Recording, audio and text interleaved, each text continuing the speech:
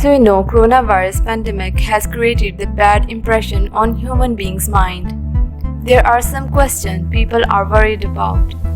Let's talk about points which people are worried about related to coronavirus. Question: is sneezing a sign of coronavirus?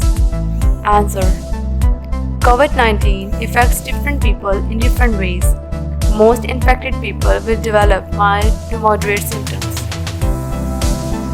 Common symptoms: fever, tiredness, dry cough. Some people may experience aches and pain, nasal congestion, runny nose, sore throat, and diarrhea.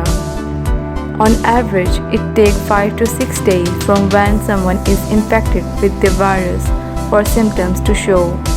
However, it can take up to 14 days. People with mild symptoms who are otherwise healthy should self-isolate.